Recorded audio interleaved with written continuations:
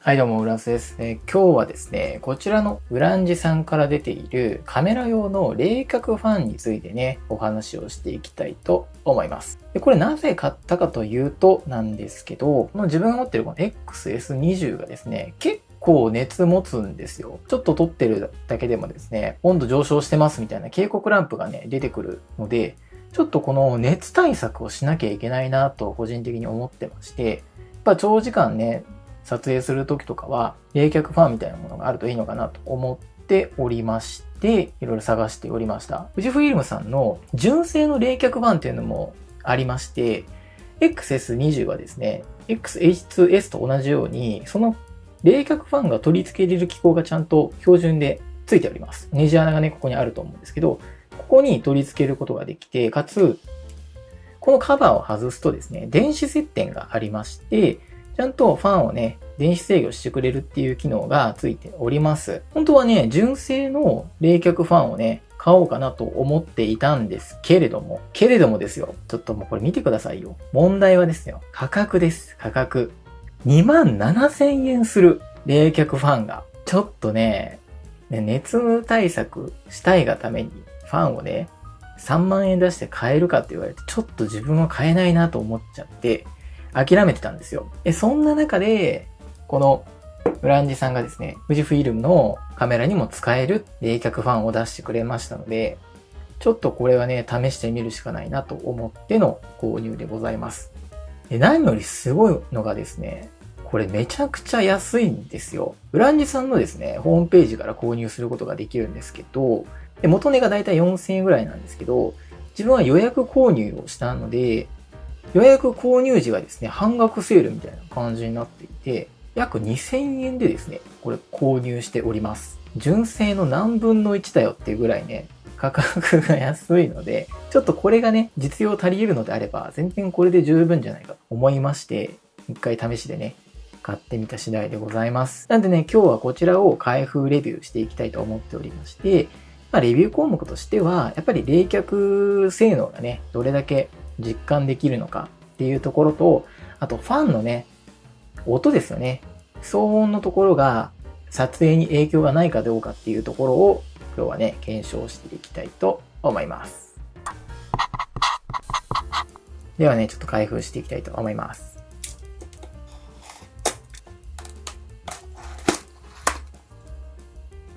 自分は今回ね、ボディに合わせてね、色は黒にしております。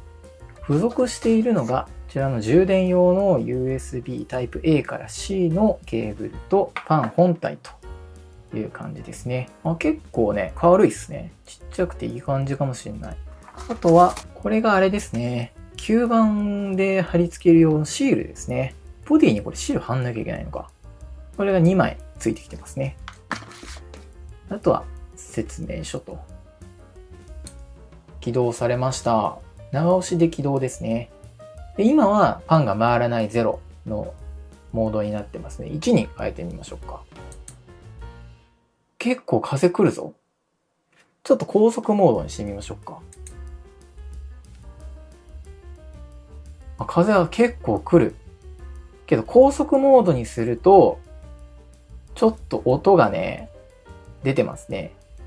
ブーンっていう音が。で、ここに USB Type-C の充電用のね、ポートがありますということですね。背面はですね、こんな感じで吸盤になってまして、ここでペタッと貼り付けるという感じになってますね。ちょっと試しにこれ一回やってみようか。大きさは、むしろちょっと余るぐらいですね。こんだけ余裕がありました。なので、XS20 は余裕で取り付けできますし、もうちょっとちっちゃめのカメラでもね、なんか全然余裕で取り付けができそうですね。で、問題は吸盤ですよ。ちゃんとくっつくかどうか、試しにやってみたいと思います。はい。こんな感じですね。ということで、吸盤では、本体のね、この樹脂にはくっつかないと。いうことですね。うわーマジか。ちょっとじゃああれだね。フィルムをね、本体に貼ってみようかな。どこに貼るのがいいんだろうね。左側大きさ違うから。どこが正解なのかちょっとわからんけど、ここに一回貼ってみました。で、この状態でやってみると、あ、これめちゃめちゃしっかりとくっついてくれましたね。ちょっと動かすだけじゃ取れなさそうですね。しっかりとくっついてくれてます。フィルムやっぱ大事なんだな。見た目としては、あんまりごつくなってないですよ。ここのですね、出っ張り部分っていうのかな。もうそんなに変わんない。5ミリぐらいとかかな。1センチもないぐらいしか厚みは変わんないので、いいんじゃないでしょうか。デザイン面的には好感触ですよ。ちょっとじゃあこれからですね、こちらの冷却性能を試していきたいと思います。はい。ということでですね、熱に対しての検証をね、していきたいと思っております。まずはね、ファンはつけずに、こいつ単体でね、撮っていきたいかなと思っております。設定に関しては、今回 4K60p で動画撮影をね、どれくらい回せるかっていう形でやっていこうかなと思ってます。で、電源設定のところで、自動電源オフのね、温度に関しては高に設定しております。部屋の中はエアコン切ってまして、今ね、30度以上はあるかな。30度近いね、状態で、かなり部屋の温度は高い状態でね、撮影しております。ではね、早速、何分ね、動画撮れるかっていうところを見ていこうかなと思います。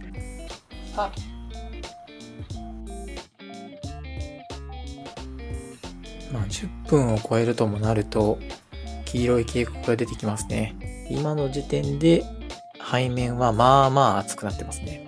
赤色になってきましたね。警告が赤になってます。ここでシャットダウンですね。だいたいね、18分ぐらいになりましたね。思ってたよりかは、何もなしでもね、いけましたね。なんかもっと10分ぐらいで終わっちゃうのかなって個人的には思ってたんですけど、18分ぐらいね、やってくれましたね。はい。ではですね、じゃあ次は本体を冷却させてもらってから、さっきと同じ条件になるようにね、ちょっと時間を置いて、ファンを取り付けて、どんだけ時間がね、変わるかっていうところを試していきたいと思います。はい。ではですね、次は、こちらのね、ブランジのファンをつけた状態で、どんだけね、取れるかっていうところを検証していきたいと思います。2番の高速モードをね、設定しておりまして、今ね、回り始めました。この状態で、どれだけね、取れるかっていうところを試していきたいと思います。ファンの音はね、外で聞いた感じはこんな感じです。こんな感じでですね、ファンが回ってる音がしてる感じですね。でも、そこまで大きなノイズとかじゃないと思うんで、これがどこまでね、撮影の収録にね、ノイズが乗ってるかっていうところが気になるところではありますね。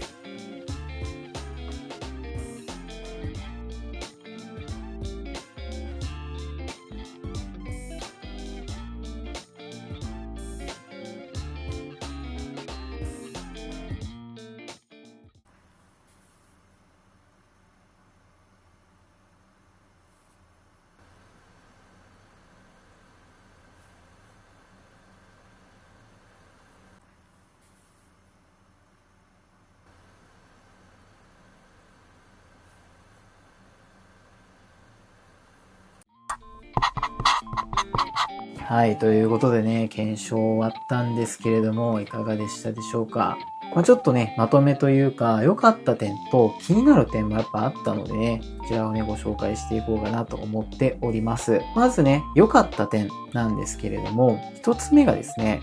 冷却性能ですね。これしっかりと効果出てましたね。ちょっと半信半疑ではあったんですけど、これをつけなかった時とつけた時でですね、撮影時間が約8分ぐらい撮影できる時間が伸びたので、冷却性能効果実感できました。20分撮れるか30分撮れるかってなったら、その差って結構でかいと思うんで、これはね、マジで良かった点だなと思います。良かった点2つ目がですね、音ですね。音。ファンのノイズというか、いわゆるファンが回る音ですよね。これは、外から聞いてたら、ファン回ってるなって音はね、聞こえてくるんですけど、実際にこのカメラのね、内蔵マイクでどんな感じで音を拾うかっていうのを聞いてみてたんですけど、そんなに気にならないかなと。ちょっと環境音入ってるなぐらいの感じで、これぐらいのね、ノイズであれば、編集ソフトのね、ノイズリダクションとかで全然消せるレベルだったんで、そういった意味では思ったよりも静かに撮れました。なのでね、ファンの音入るかなってちょっと気にしてはいたんですけれども、そこまで思ったよりかは静かにね、ファン回してくれてたんで、これをね、素直に良かったかなと思う点でございます。で、3つ目なんですけどね、やっぱもう価格ですね。純正で買おうと思ったら3万円するんですよね。なんですけど、これ2000円で買えるんで、かなり手軽にね、準備することができると思うんですよ。こういったコンパクトなカメラをね、今後使う方、特に XS20 ユーザーだったりとか、あと今で言うとあれかな、ソニーのね、α6700 とか、今度出るね、α7C2 とか、コンパクトでハイスペックみたいなね、カメラは絶対熱問題でね、出てくると思いますので、そういったミラーレス一眼を購入されて、で、お仕事で使うとかってまではいかないから、純正のね、ファンとか、すごい高い機材、追加購入することはちょっと難しいけれども、やっぱりちょっと熱問題が気になるから対策したいよってなった時にですね、これはマジで最適なんじゃないかなと思っております。これほんといいと思いますよ。よかったね、4つ目がですね、サイズですね。サイズ。かなりですね、ちっちゃいんですよ。横が約7センチで、縦が約 5.5 センチで、厚みがだいたい 1.5 センチとかなんですよね。このコンパクトなサイズで外付けファンをね、実現してくれてるっていう面で、かなりやっぱりね、ポイント高いなと思います。これぐらいの大きさだったらね、持ち運びできますもんね、全然。ちょっとカバンに忍ばせといて、この撮影ちょっと熱やばそうだなとか、ちょっと長回ししたいなってなった時に、保険でね、こいつを持っておいて、その大事な撮影の時だけファンを回すみたいなね、使い方ができると思いますので、やっぱいい点だなと思いました。でですね、ここからはですね、気になった点もね、お話ししようかなと思っております。で、まず気になった点一つ目ね、吸盤の問題ですよ。この吸盤の密着力っていうのかな。これがちょっと弱いなって思いましたね。検証している中でもね、2、3回カメラからずれ落ちてきて、カラーンみたいな感じですげえ音鳴ってました。なんだろうな、この吸盤がかなり弱いって個人的には思いました。で、なんかね、その、裏面のね、このフィルムの貼り方が悪かったのかなっていうのも思って、一回ね、綺麗に貼り直して、で、ちゃんと水平になるように場所もね、気をつけて、真ん中のね、ボコボコがないところを選んで貼り直したんですけど、それでもやっぱりね、ずれ落ちてきました。で、検証動画見てたらね、やっぱ10分ぐらいでね、もう結構吸盤が弱まってきてて、もうファン自体がね、ちょっとカメラから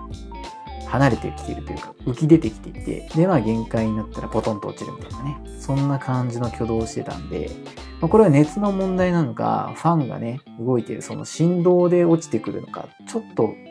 原因までは分かんなかったんですけど、3回やってね、3回とも10分ぐらいで落ちたんで、ちょっとこれはね、もう少し強力なね、吸盤をつけておいてほしかったなっていうところでありますね。いつの間にか落ちてるということがね、全然あり得ると思いますので、そこだけ気をつけなきゃいけないかなと思いましたね。で、気になった点2つ目なんですけど、充電ですね、電池持ち。これはね、もうしょうがないとは思うんですけど、検証3回ぐらいやってたらね、もうバッテリーね、なくなりましたので、だいたい1時間かなと思ってます。十分だとは思うんですけど、ちょっと外出した先でね、ちょっとだけね、心もとないかなと思いましたね。もう使い方になっちゃうとは思うんですけど、こまめにね、このタイミングでちょっとこれを使う。これはいらない時はちょっと休ましとくか、みたいな形で運用していくことになっちゃうかなと思いましたので、そこのね、電池残量を気にしなきゃいけないっていうところは若干ですね、残念なポイントではあったかなと思いいや、残念っていうほどでもないな。ここはまあ気になるところかなというところでございます。もう吸盤のね、強さが一番気になるわ。めちゃめちゃいい製品ではあるんですけれども、ちょっとそういうね、弱点というか、まあ純正ではないというところのね、弱い部分がね、あるなというふうに思いました。まあ、ただ結論まとめるとですね、2000円なら買っていいと思います。はい。今後ね、絶対皆さんこういうね、XS20 ユーザーは特にだと思うんですけど、熱絶対気になると思います。なんで、それをちょっとでもね、やっぱマシにしてくれる、こういう外付けファンはね、必需品になってくるんじゃないかなと思っておりまして、で、純正はさすがに高いとなった時に、これでね、2000円で買える外付けファンを持っておけばですよ。まあ、何かと便利に使えるんじゃないかなと思いますので、こちらはですね、個人的には買って大正解だったなと思っております。で、いくつかね、やっぱり弱点あったところ、弱いところに関しても、使い方次第でね、全然カバーできると思ってまして、しっかりと吸盤貼り付けた後にですね、まあ、撮影しながら、ここちょうどね、親指かかる部分なので、ちょっと押さえながらね、こうやって撮影するとか、そんな感じで対策すればね、全然落ちてこないようにできると思いますので、工夫次第でカバーできると思いますので、XS20 のユーザーの皆様ですね、ぜひともこれ買ってもらった方がいいんじゃないかなと思っております。で、これまだですね、Amazon とかでは売ってないみたいでして、ウランジさんのですね、ホームページ、オフィシャルのオンラインストアで購入することができるみたいです。概要欄にURL 載せておきますので、そちらもチェックしていただければと思います。はい。ということでね、今回はこのウランジさんから出ているカメラ用の冷却ファンをね、紹介させていただきましたが、いかがでしたでしょうか。ちょっとね、この動画参考になったよと思っていただけましたら、ぜひチャンネル登録、高評価もよろしくお願いいたします。では、また次回の動画でお会いいたしましょう。バイバイ。